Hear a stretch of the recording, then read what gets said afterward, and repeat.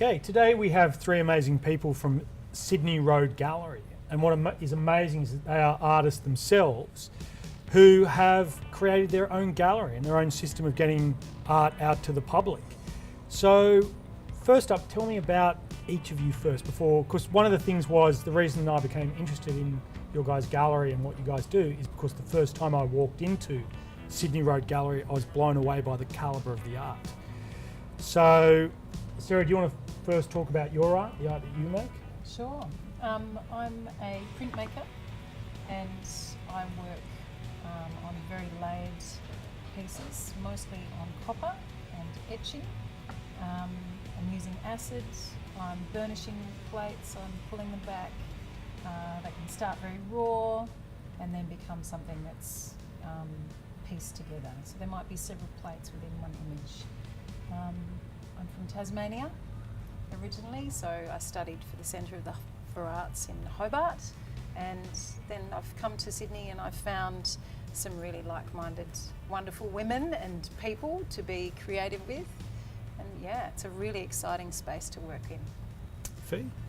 Well, I had a background in graphic design, sold out 3 days after uni, realised I wanted to have some money, so I didn't do it, and then have come back to it after 20 years of designer. So my artwork is more about storytelling and communication, so I really like to tell a story in my art. There's no huge amount of depth of Petri dish, so it's more about joy and excitement and all those sorts of things, and people seem to respond to that. So each of my artworks is really different, quite experimental, a lot of watercolour, and it just makes me hugely happy. So to have somewhere like Sydney Road Gallery to exhibit is pretty amazing. My background is in advertising, and so I think that I approach my work is still in that very sort of single-minded idea. You know, for me, I work in series and it's always about the idea. As I was an art director in my past life, I hoard a lot of sort of old graphic things, and I think that's all of us, isn't it? yeah, look, it probably is hoarders. Artists, hoarders, collections. Yeah. So I found actually in New York in the 26th Street markets, I found a whole lot of rolls of old wallpaper, and they were just kind of been carted from one place in the world to the next. And then I looked at them in my studio one day and I thought I'm going to make a series out of these, and so I came up with the idea of wallflowers and putting a twist on it, kind of working around ideas of stereotypes, and you know, these wallflowers are going to be modernised and looking at feminine identity kind of not through the gaze of a man but through the gaze of a woman, and you know, because as women we tend to a lot of the way we see ourselves is through the prism of a man's gaze, and I kind of wanted to strip all that back and have it become about the power of pretty in a way. Power of pretty. Like pretty things on white walls of a gorgeous gallery. Is that so wrong? That's not so wrong at all. Now, one of the things that's amazing is that so often people who are artists almost feel like all they have to do is create the art, and then they just hope that a government grant or some magical agent or gallery or curator will come and rescue them and make them famous and wealthy. You guys have circumvented that by creating your own gallery. You guys actually run and operate Sydney Road Gallery of your own accord, don't you? Yes. How did that even come together to find what is a true collective which gets over having to beg the government for arts grants or to have to give 50% of what you make to a gallery? How did you guys even form this group and hold it together? This is a fee-directed beginning, I think. Yeah. Stalking is the right answer. No, there's no other way around it. There had to be a way that we could show our art the way we wanted to, collaborate with loads of creative people. I was constantly, you meet people at a party and they find out what you do and they're like, oh, I know someone, you should speak to someone. Yeah. So I wanted that on a large scale, but you need worker bees. And you need people who weren't only talented, they had to really work their butts off. So looked around at the artists that I knew, and of course some people are rock stars in the talent stakes but couldn't get anywhere on time even if they wanted to. I needed people who just said yes no matter what crazy idea came up with. But I also needed people who had other skills and weren't embarrassed about it. So not often do you hear an artist who turns around and says, I'm really good at spreadsheets, but when you do, you grab them. Okay? Does that make sense? So then everyone had to, with the gallery, had to bring not only their artwork, which they're really good at bringing, they had to bring another skill, and they had to turn it on and put it in the gallery. So their hearts are in the gallery, their souls are in the gallery, and what we do, my job is to bring all that together and turn around and call them up and go, hey Jess, I've just found someone who has a red wall. They need you for 5 minutes, and I really think this particular work, can you do it? Her response is supposed to be yes. And so everybody and yes, is and on the day. Yes. It's not even, yes, and can I do it do next call week? it on No. hours, and I do ask for a lot. I definitely don't run it. It all goes through the group, but that's what it looks like. So it's not a plan. It's a big collaboration also of energy. All of us have to be buoyant and keep each other floating, because some of us, you can't do it alone.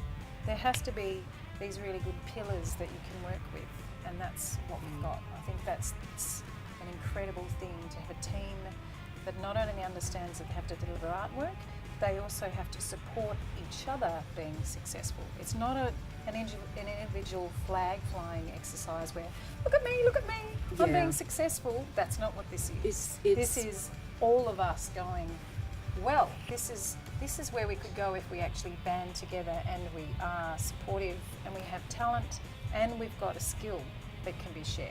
It's opening doors and tipping fellow artists into opportunities that might fall into your lap too, kind of that sense of generosity with things.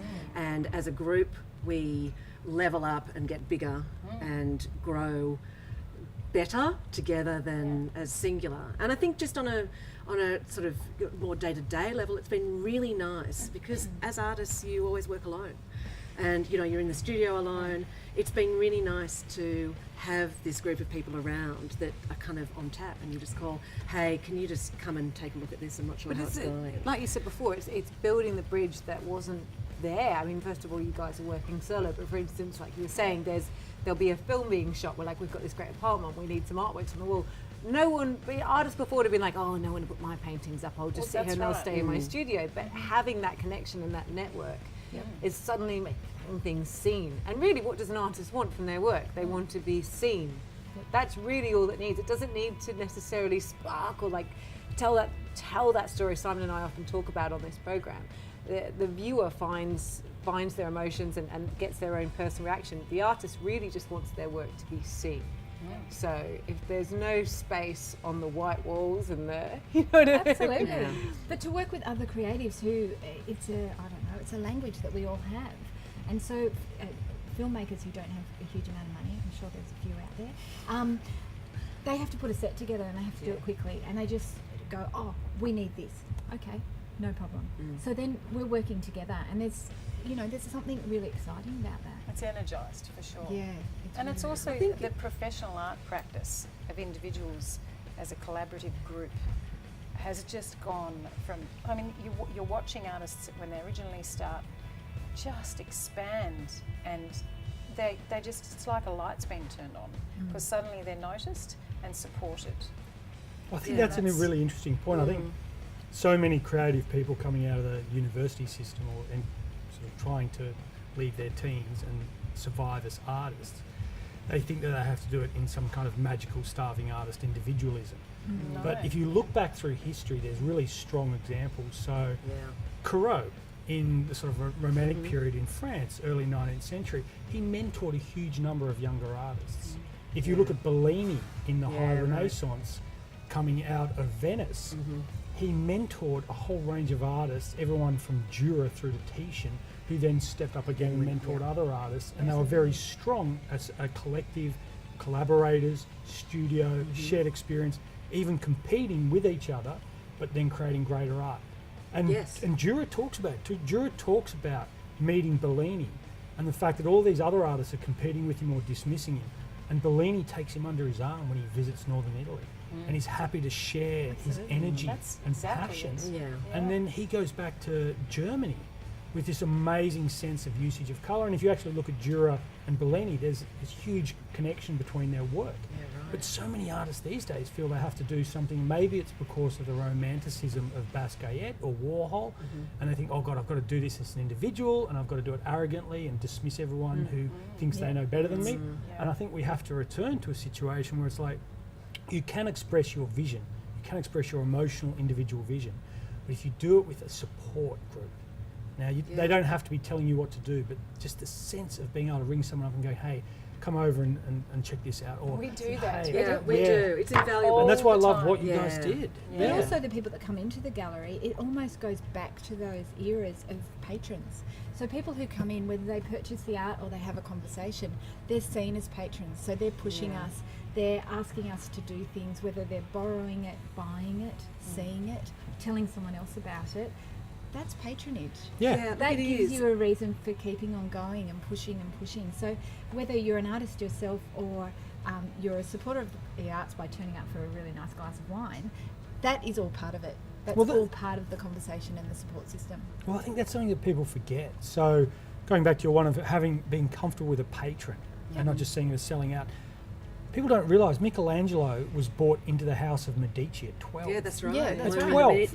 Yeah. So the Medici spotted very, very early talent in Michelangelo, brought him in, gave him the security of like, you know what, during your apprenticeship you're not going to have to worry about your next meal. That's You right. know, and we'll guide you and we'll put you in the orbit of great artists. And then where does that pay off? People don't realise this. Michelangelo died at I think he was in his 80s, as what would be now considered a millionaire. So you have someone who is guided through from a young age by wise patrons who know to nurture and nourish talent, and the guy has no qualms at all about being an 80-year-old who is a millionaire and then passes that energy and care on to the next generation. That's right, and it's a very direct relationship too. And I think that that's where the traditional, or at least the modern way of galleries, it can be quite an interrupting thing sometimes to what you're doing, because as an artist you want to connect with, or you want to speak to that person directly. You don't really want to speak to the gallery, but the gallery put themselves kind of in between as your go-between, and so it becomes this really disjointed kind of conversation, and they block things, so you never get to that person. You know, it's been so nice with Sydney Road that you were right there talking to the person that you want to talk to. Yeah. Do you think that comes down to the fact that it's always been the assumption that the as we say, the bigger the walls, the wider the walls, the more distant the gallery owner, the more prestigious your work is? I mean, it's absolute segregation, bollocks, and snobbery. It's absolute snobbery. It's absolute bollocks, and you know, people as buyers or just the general public who like something feel intimidated by it, Absolutely. and so it's scaring people away. And so what you ladies are doing just so freaking wonderfully is leaving the door open It's the and the engagement. And I Yeah. think that's what we're always going back to, and that's what hopefully people are getting now. It's that art is for everyone. I think Yeah, that's that's right. one of the biggest things that we enjoy is, and definitely for me, I love the engagement with the community where it's repeated. Yeah. So Yeah. I get now, I've got a really gorgeous girl that walks in probably every Saturday or Sunday. She goes and her father gets a coffee, the coffee shop on the corner, and then she walks in and she'll spot the animals in the gallery, and then she'll come over and she actually knows a lot about the artist because she's come from the very beginning, and that's her sequence for a Sunday or a Saturday. And it's like, oh God, what a wonderful father. Yeah. He comes in, he'll go and get a coffee, and then she has her time, and then he'll come in and discuss it, and they'll walk out. And then there's other people that actually arrive and they park their dog just at the entrance and come in, walk around, and they might be an old lady that's an artist actually from way back, and then half the time they might buy a $3,000 painting. Yeah. And you go, right, a stroll with the dog was very good this morning. Okay, and so you just cannot judge the people coming in. People can come in and they can appear to be disinterested, and then they come over to the sales desk and they'll say, really like to go home with this piece of work, it speaks to me. Yeah. That just makes me go, wow, I'm so delighted and happy, because it doesn't matter which work it is, because I'm representing in the space so many talented people. I think that's something with It's a win-win.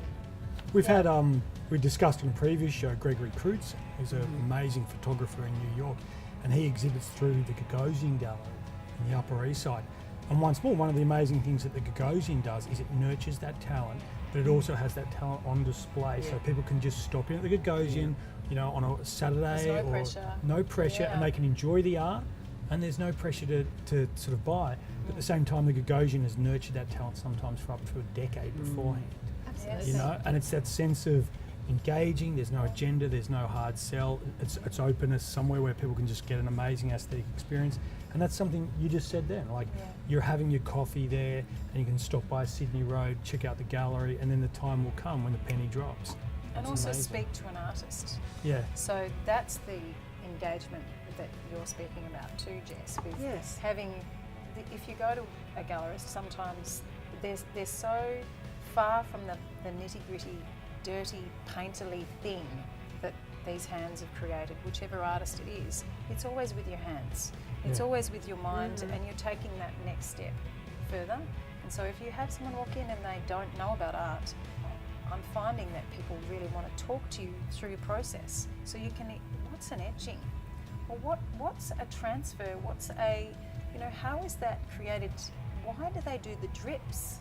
You know, they're looking at it from a stylistic point of view, and sometimes just giving them just an inroad of a thought of it's a conversation that can be had, then takes them from no art appreciation to looking at the artwork in a different way and realising that could be engaging if they thought about it for a minute, and it reminds them of their past, or it reminds them of somewhere they'd like to travel. And we're going to take it to New York next Oh, year. wow. Yeah. And what's happening there? What's the New I York should- trip? I Where are you, should- where are you guys? Yeah, where are you guys off to? Tell us all about it. Well, we're pitching a show at the moment, so we get so many inquiries from all different places, and everybody.